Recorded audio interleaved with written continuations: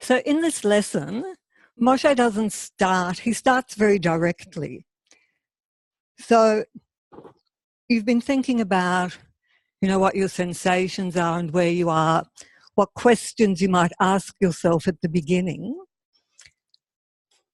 And with that in mind, come and stand on all of your fours. So you're on your hands and you're on your knees.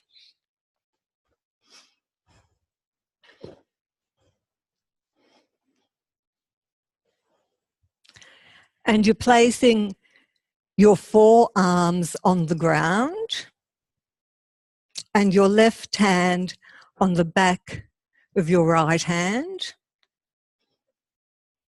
and your head on top of your hands. So elbows are out to the side.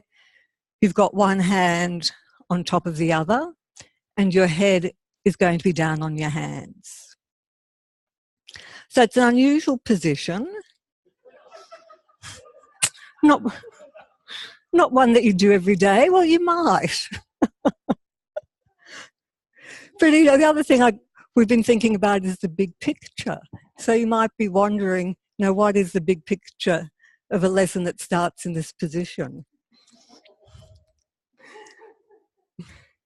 But now, just in that position, remain there and notice how you're breathing.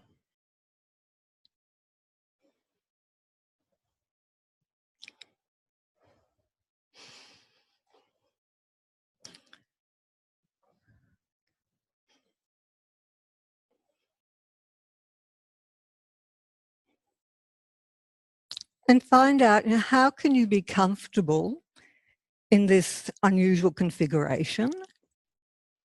And you're going to have, I think most of you do, your feet are extended. So you're not on your toes, but you've got your feet stretched out behind you.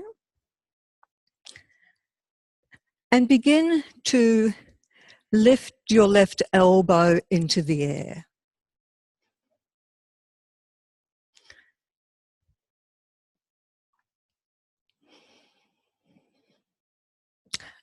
And as you lift your left elbow, you could notice, how do you organize yourself? Do you have to shift your weight to do it? Can you stay pretty much in that one position to lift the elbow? And if you think of the lessons you've been doing over the week, there were a lot of movements where you lifted the arm, even in that lesson in prone yesterday with Julie, where the left arm was lifting. So if you think of the quality, notice the quality and the ease of this movement of lifting your elbow.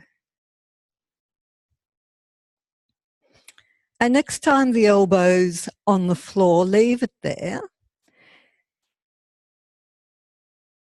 And you're going to shift your left hand in a certain way. So the image that came to my mind was that you're going to pivot on your left elbow and you're going to slide your left hand along the floor so that your palm is towards your head and the forearm is parallel to your spine.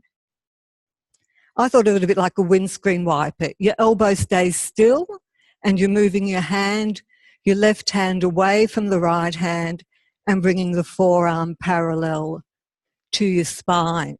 And the hand isn't underneath you, but the palm is on the floor and it's up in the direction of your head. So the palm is on the floor and the fingers aren't pointing down to your feet, but your fingers are pointing up by your head and the palm's on the floor. So if you think of your forearm being parallel to your spine and your hand is up towards your head, but the forearm is parallel and the palm is on the floor. So the palm isn't facing up toward the ceiling, but the palm of the hand is on the floor. And now in this configuration, begin to lift the left forearm and hand away from the floor. So the elbow lifts as well. So it's like the forearm and elbow lift, and then they return to the floor. And it's the left hand that's lifting. So you've got the support on your right hand and the right elbow, and the left arm is lifting, and you're kind of thinking of bringing them up together, the forearm and the hand, and that they come down together. So notice if you're tending to lead with your elbow or with the hand, and then explore how they could both come away from the floor together and then towards the floor.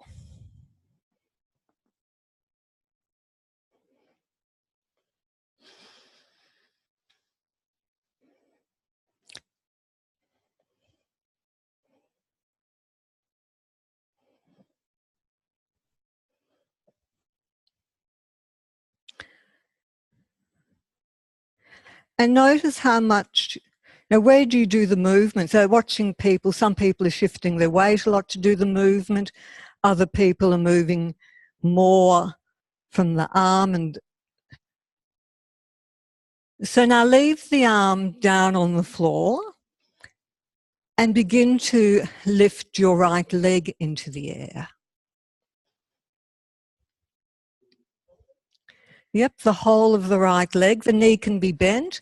And again, you know, what is it lifting? Lifting doesn't mean that the leg has to reach as far as possible up toward the ceiling, but it's just lifting the right leg and sensing how that shifts your weight.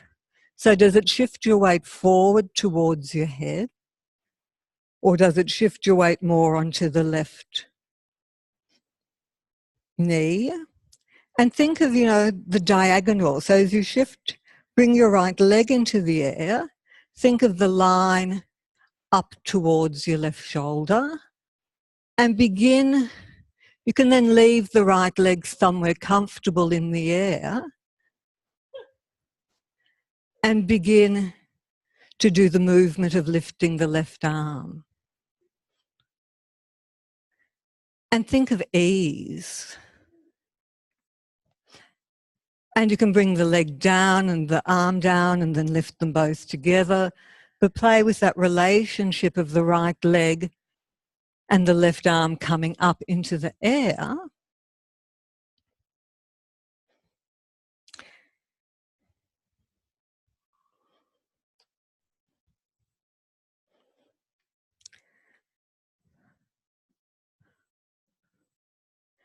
And Moshe in this lesson, it always, I guess my habit when I give a class is to give, do a movement, pause, have everyone rest and scan themselves of what they're doing. But in this lesson, Moshe just keeps on talking. And there are a few rests, but he's really, getting people to regulate for themselves how to do these movements in a way that's easy and learning how much is suitable for them. But having said that, as most of you have stopped doing the movement, just take a brief pause.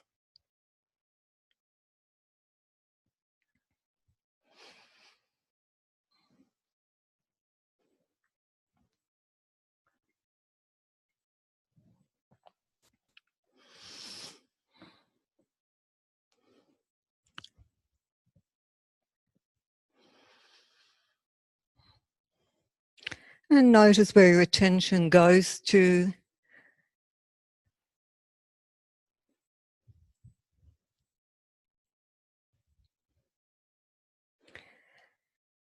And transition back into that same configuration.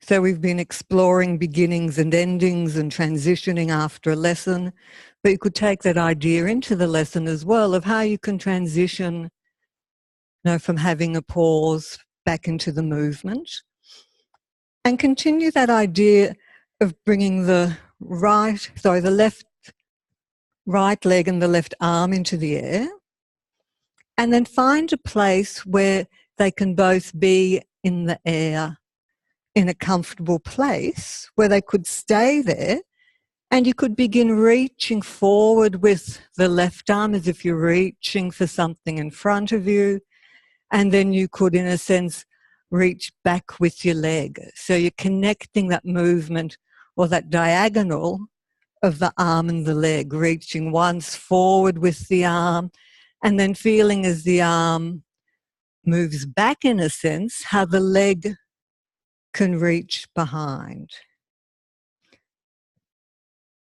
And so it's an oscillating movement between the arm reaching forward and then the arm moving back.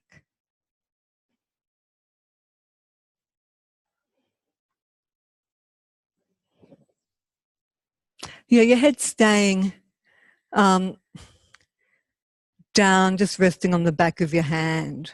And as you do the movement, you can feel how doing this large movement, what effect does that have on how you position and organize your head? And then leave it and take a rest on your back.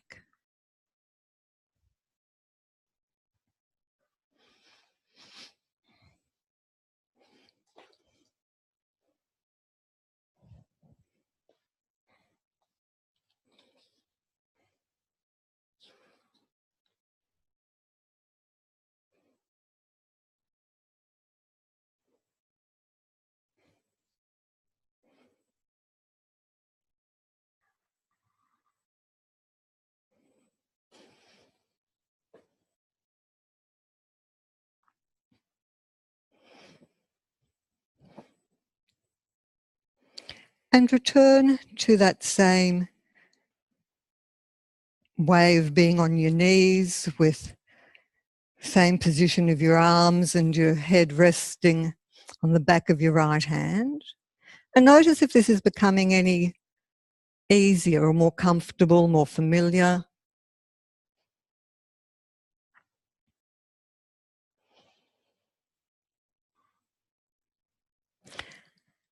And now leave the leg on the floor and just return to lifting the left arm a few times into the air. So lifting the forearm and the hand into the air.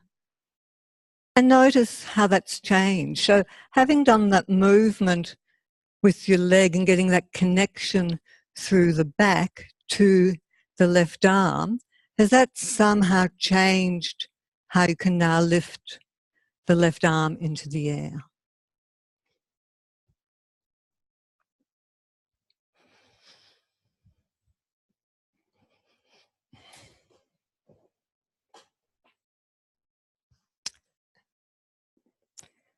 And now put your left hand under your right hand so that you've got your head resting on both of your hands.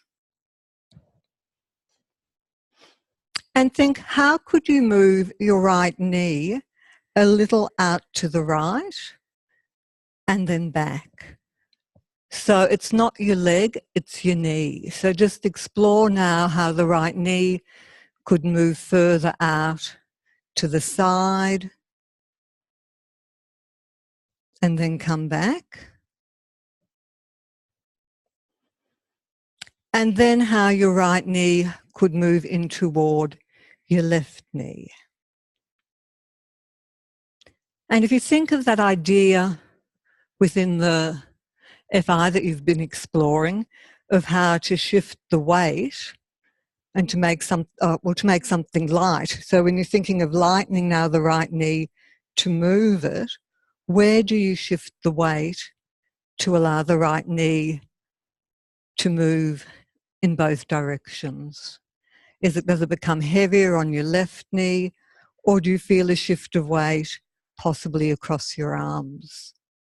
And you might even notice something happening in how you need to organize your head or how your head responds to the movement.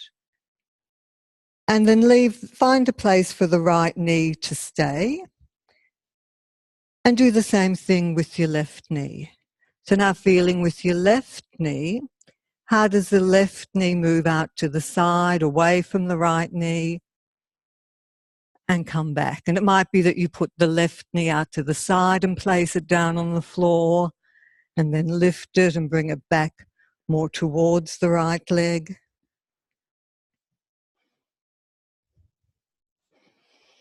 And what questions would you ask yourself? Would you be thinking of how the left leg is moving differently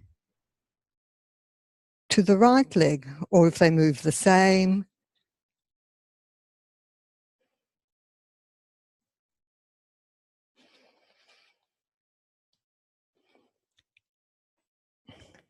And then allow the left knee to find a place on the floor.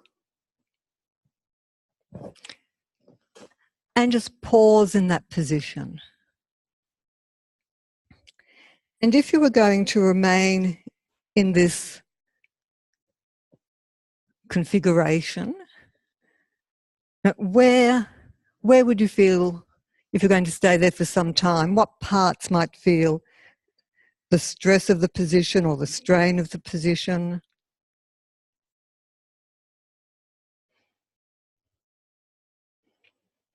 And what parts would you like to take a rest from? Is it your arms or your legs, your neck? And then actually do that. Find a way to just roll over onto your backs and take a rest lying on your back.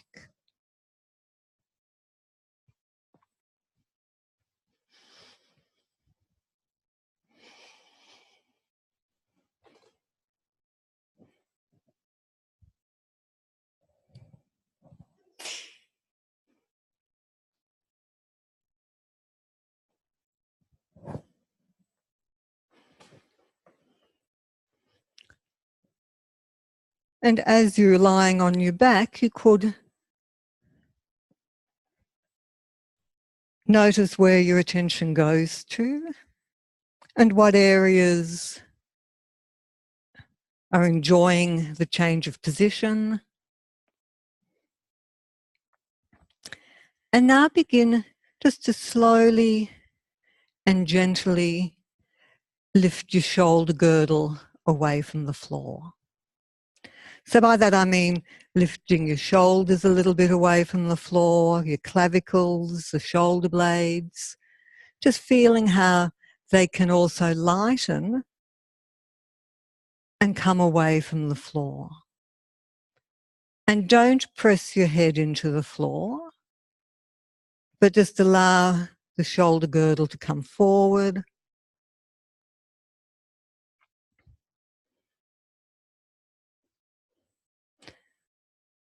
And so the series of lessons that we're going to do, I'm not going to tell you what it could lead to a variety of functions, but they are going to be a lot in this position of being on the hands and knees. And I know when I went through the lessons, at times I might get frustrated because though I've been doing this work and Aikido, which are both process orientated for a few decades, you can still get caught up in wanting to do it well or get a result. But as you do the movements, let us think of staying with it and really just looking for quality. And now, as you just bring your left index finger to, it's like where your cranium ends and your neck begins. So it's at the base of your hairline. And you can pause for now, moving the shoulder blade, but you're just bringing your index finger of the left hand behind the head and finding that junction point, in a sense, between the skull and the spine. And just very gently with that index finger, just feel that area. Now you can push a little bit and just sensing, the muscles, as the pressure of your finger goes into them.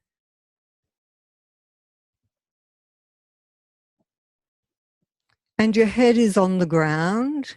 So your skull is on the ground and you're just feeling for that area where the skull and the neck meet. And you're just very gently pushing into that area with your index finger and then letting it go. And you could notice as you do that, if your eyes are closed. And Moshe says in this lesson that, you know, everyone in the room, as they do these movements, their eyes are closed. And he, you know, poses the question if this is part of the pattern of doing this. But now as you do that pushing of the index finger, just leave the finger there and return to doing the movement of bringing your shoulder girdle into the air and feeling, you know, what happens where your index finger is.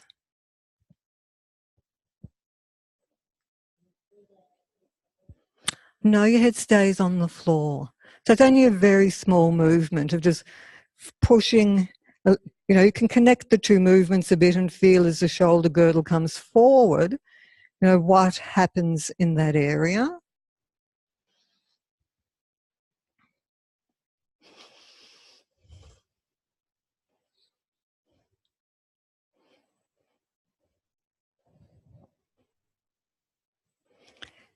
And then leave the shoulder girdle on the floor and change over your fingers. So now you're going to go to the middle finger, so your third finger of the left hand, and you're just going to continue doing that movement of just gently pushing into that part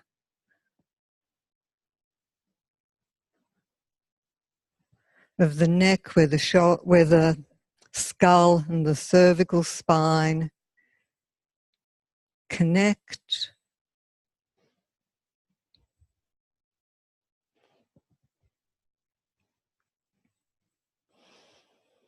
And you're noticing, now how is it with this finger?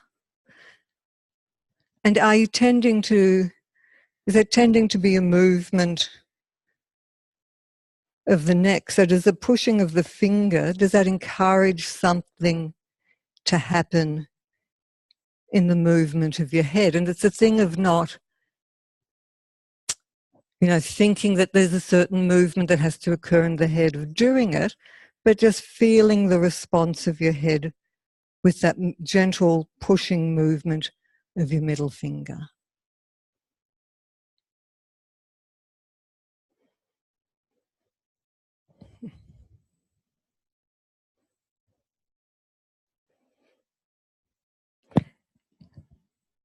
And now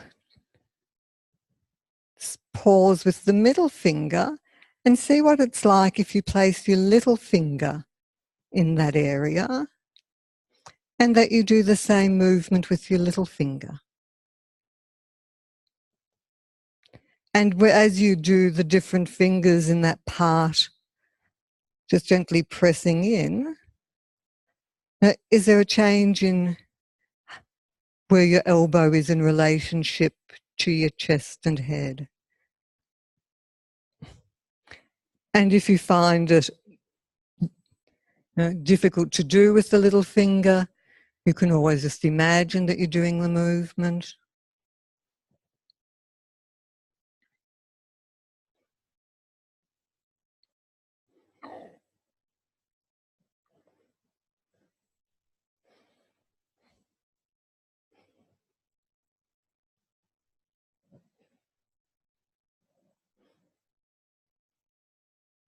And what effect is this having on,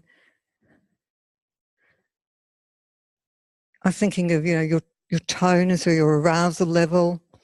I know I'd practiced this ATMs a few times at night, and I found that just this very small movement, both really, a few times I'd nod off, but it also had a great effect throughout my system.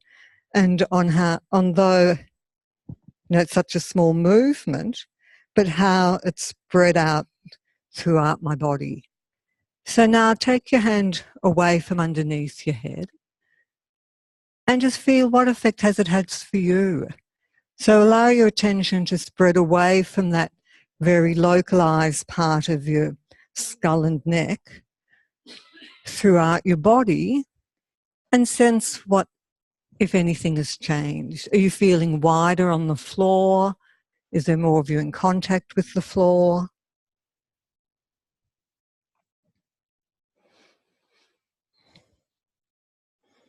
And again, if you're thinking of, the structure of the lesson or the function of the lesson, you might be wondering or asking yourself, what are these very fine movements involving the upper vertebra of the neck? Now, what has that got to do with what we were doing earlier? And has it to do with, the freedom of movement in the head, in the position when you're on your hands and knees? Now, what effect will these movements have when you return into that configuration?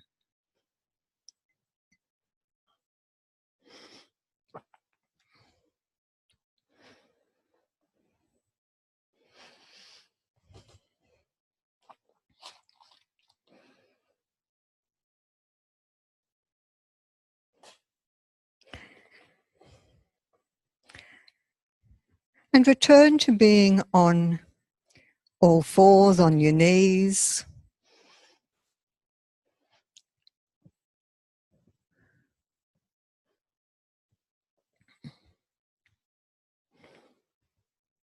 And come back to having your hands in that same place with your head resting on the back of your right hand and your left arm out to the side. So, it's like the position where you've pivoted on the left elbow and the left hand has come away from the right hand and it's lying on the floor with the forearm parallel to your spine.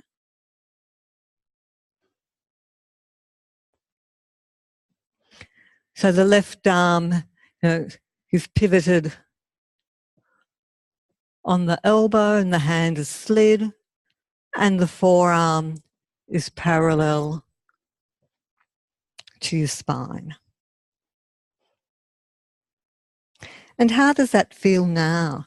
So is it any more comfortable in this weird and wonderful position than it was earlier? Has something changed in the organisation or the freedom of movement in your head that's made this an easier place to be? And now slowly lift your right knee. So just start again by lifting your right knee. Your feet are extended. And feel where your weight transfers as you lift the right knee.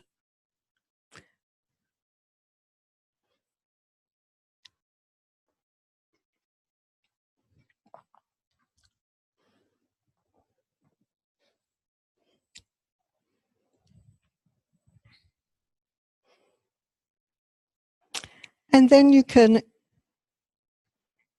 include in your movement bringing the left hand into the air. So we're going back to that movement of lifting, not only the hand, but the left forearm comes into the air.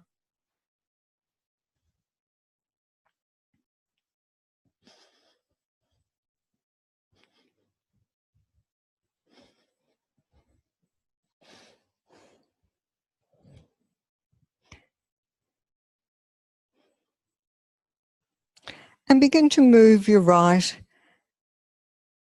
leg and your left arm. Just move them in a variety of places. So you can explore a little bit the left arm and the right leg moving left and right, and feeling the control you have with this smaller base of support,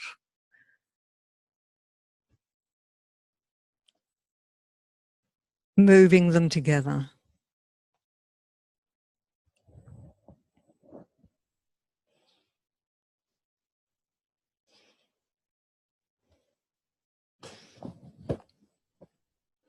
And it doesn't need to be big movements, but you're just exploring how with the arm and the leg into the air, where can they go?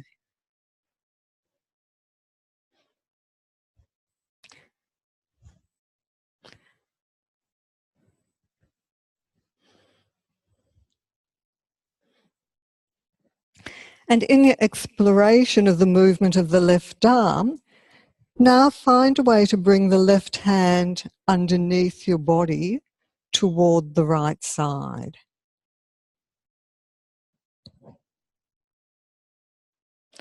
So the left arm moves underneath you. And you can bring the right knee to the floor and just find a way to bring the left arm underneath you so that it's off towards the right, your palms up towards the ceiling, and your left shoulder is coming toward the floor.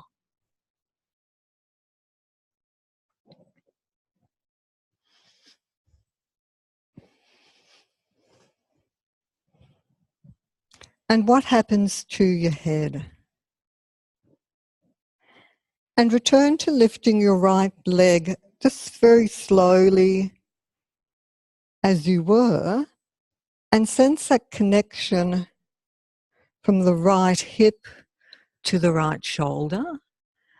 And go slowly here. So to do this movement, there's a certain organisation that's required in where you place your head.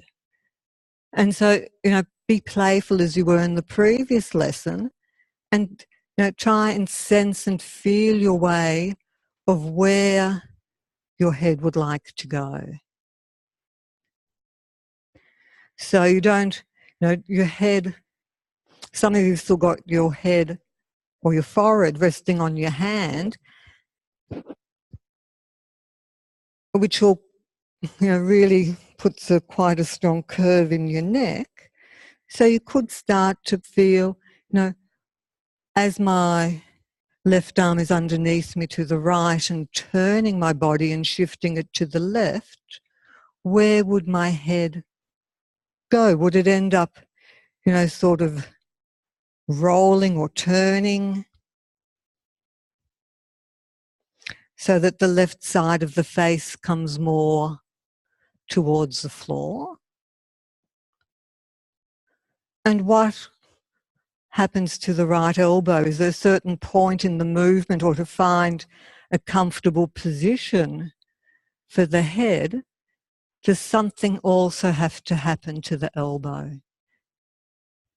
Does the elbow start to lift it into the air so that the arm is in a push-ups position?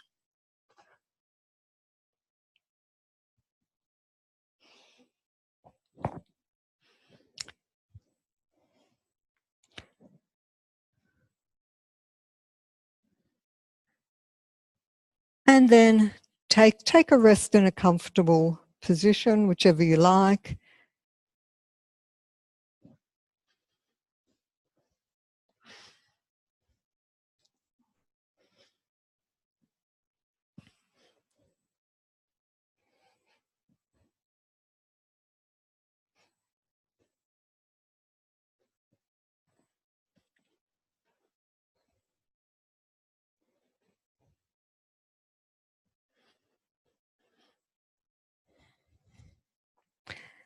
And imagine your index finger on that same part of your upper neck below the skull.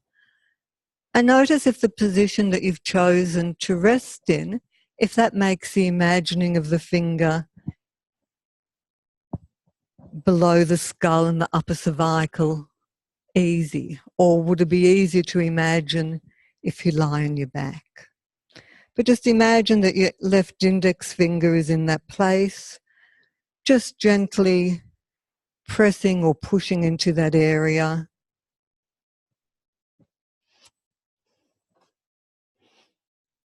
Below the occiput.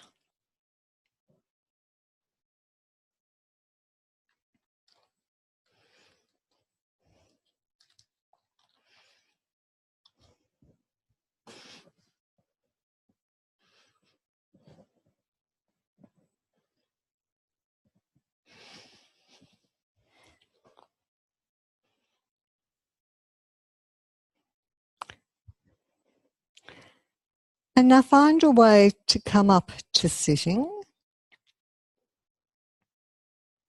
So I've done lots of different ways of coming up to sitting this morning and throughout the week. But see, how can you come up to sitting in a way that's the transition point is just is continuous with the lesson. And by that I mean that, you do it with ease. And then sit maybe in a more symmetrical fashion. And place the index finger of your left hand at that same location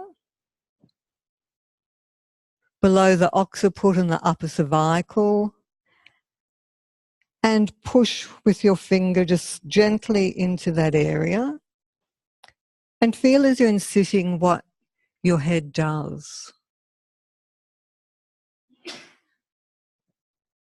And if this movement reminds you, I'll give you a clue, possibly of a lesson that you did with Lisa last week. So now think of how that pushing in that area, how does it bring your head forward? And, what might that be useful for? And you can lean on your other hand so that, either behind you on your leg, somewhere that you're supported.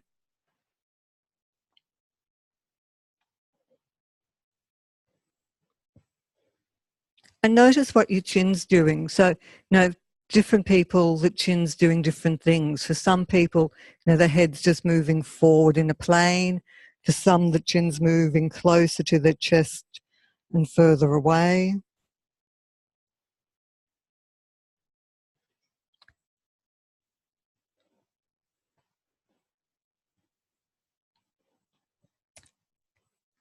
And now you're going to continue with that same basic movement, but you're going to come into standing on your left knee and your right foot, if that makes sense. So you're on your left knee and your right foot's in standing. Sorry? Yep, your hands, you can move your hand whilst you transition to the position, but you're on your left knee and your right foot is standing. Then you bring your left index finger to, the base of your hairline, just underneath your skull on the upper vertebra. And again, you're just gently using that finger to push into that area and feeling what movement it might elicit in that part of your neck.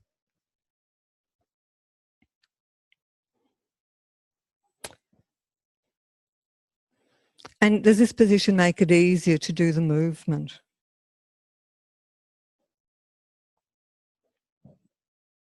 And just think of, as I say, that movement of just feeling how the finger sort of entices your head to move a little bit forward, and you might feel a response in your jaw and in your face.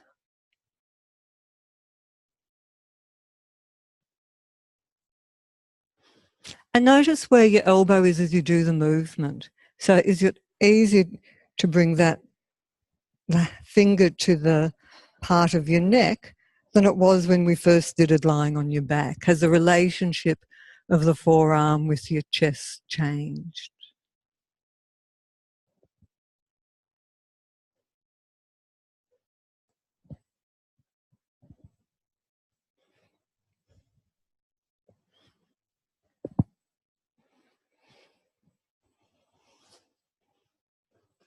And then just sit on the floor or rest on the floor if that's comfortable. I think most of you want to rest lying down, so you can do that as well.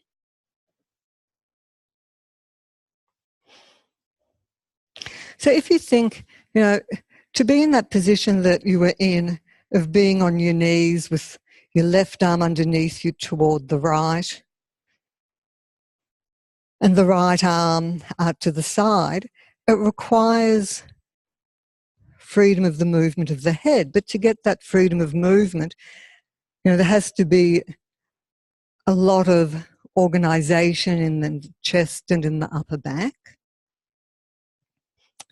And you might think of, what is the purpose or the connection between the movement that you were just doing in sitting and standing on your knees to making it, to freeing something up possibly in how you organise your head to make it comfortable in that position.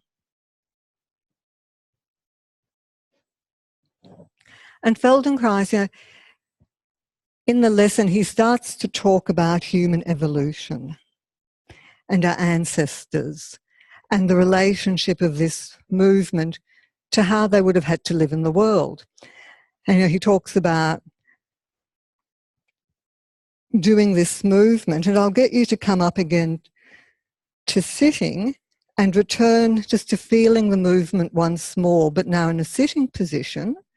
So return to sitting and place the finger in that, the left index finger again in that same place. And feel in particular this time as you do the movement, the connection with your jaw and your tongue.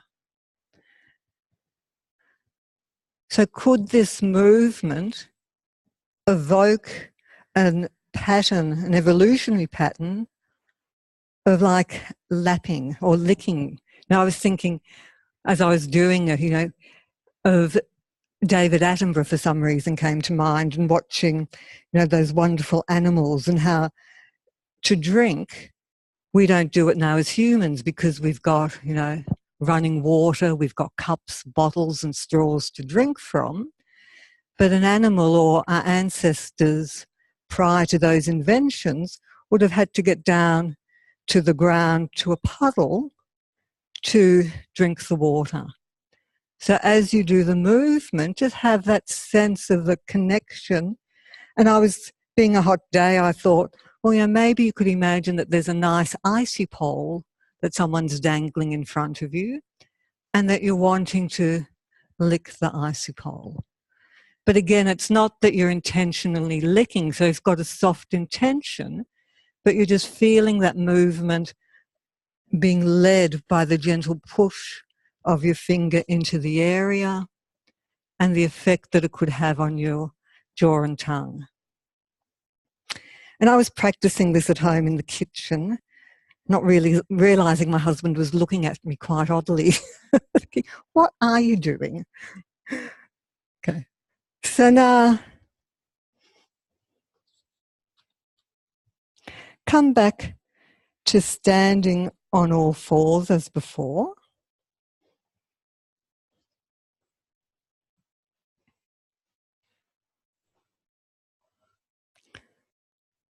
So back in that same place on your knees, your head's resting on the back of the right hand, your left arm is away from the hand out to the side. And then you're noticing how that's becoming more comfortable. And you're going to lift your left hand into the air. And you're just going to explore the ease of the movement of lifting your left hand. And how many different places can you take your left hand? It might be behind your back, it might be further forward. And then you can explore, how does that hand come underneath your body toward the right side? And link the movement. So Julie was speaking about the idea of the stick, and it's a different sort of a maybe stick-like action. But think of, as the arm moves underneath you, where does your head need to go to allow that left shoulder to come more and more towards the ground? And does the right arm stay on the floor, or is there a point in the movement where the right elbow will come into the air?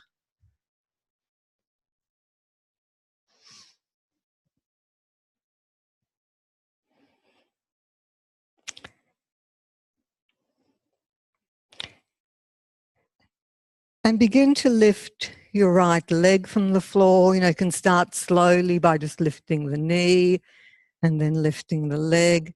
But feel as the leg lifts, how does that movement connect up through your body toward the left shoulder? And how does the head need to move so that it's safe for the head and the neck and that it can be comfortable for your neck? So the head will tend to sort of move underneath. If you bring the right arm into a push-ups position, the head can start moving underneath the right arm in a push-ups position.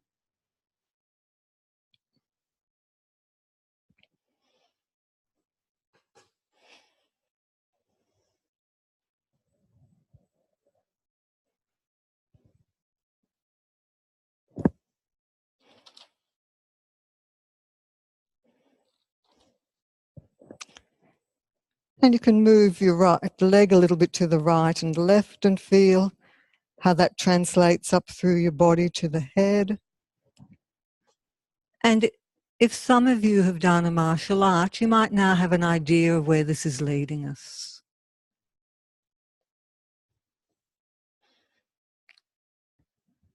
So we're not going today to do a judo roll, because it's not about the judo roll, it's more about how you're organising all of you within this position and learning a lot about that organisation.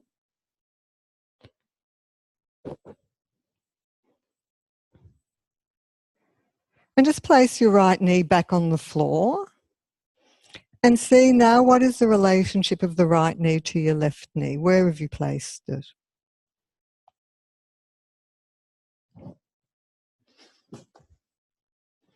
And just a few times, take your left arm out from underneath your body and place it back in, and just feel how the movement of the left arm leads your head in a different position.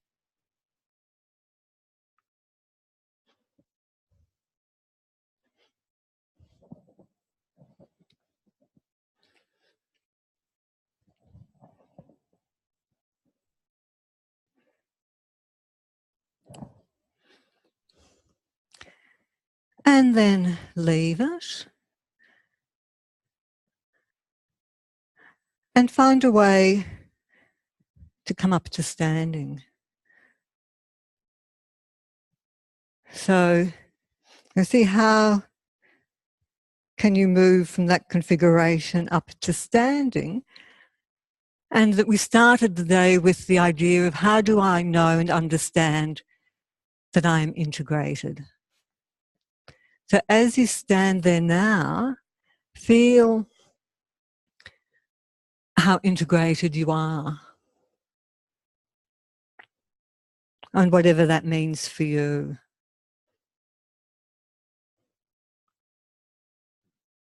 And you might notice, if you know how you take the weight on your feet, if you're feeling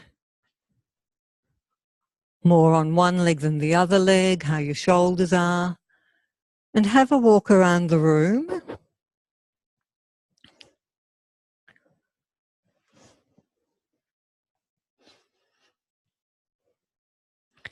And notice what this has done to your walking and how you take your surrounds in.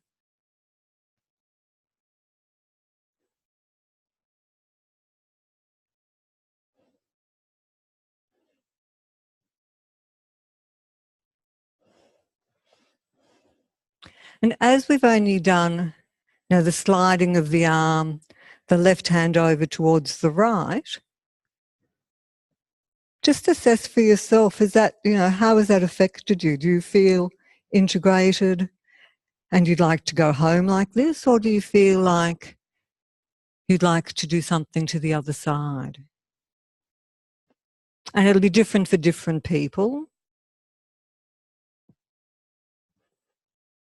But as we've only got a few minutes left before the end of the day, what I thought we could do is, if you wish to get, more of an idea of what it would be like on the other side, to just come back and lie down And for yourself, think of imagining the movement of how the right arm could move over to your left. If you like, you could just do a few movements. But, how for you could you integrate this lesson in a way that suits you the best?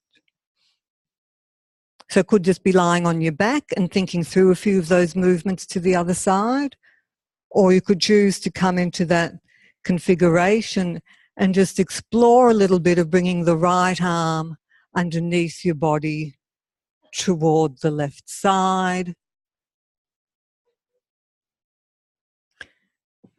and lifting the opposite knee.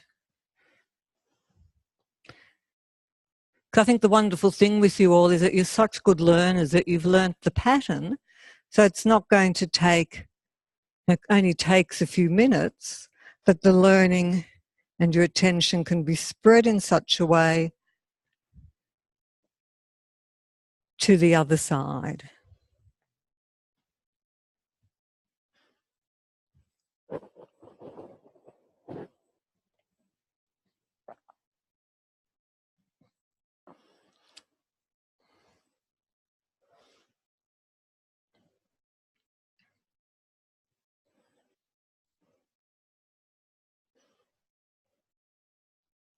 And you're going to be doing,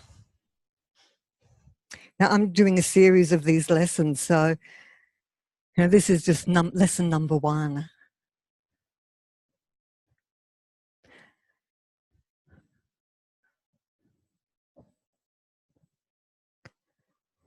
So just leave what you're doing and come back up to standing. And feel, having just done that little bit to the other side, how has that integrated you now? And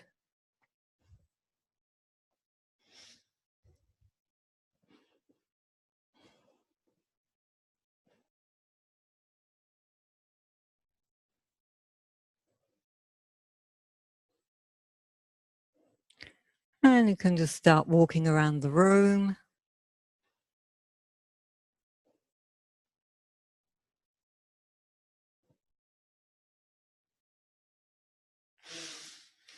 And notice as you're walking,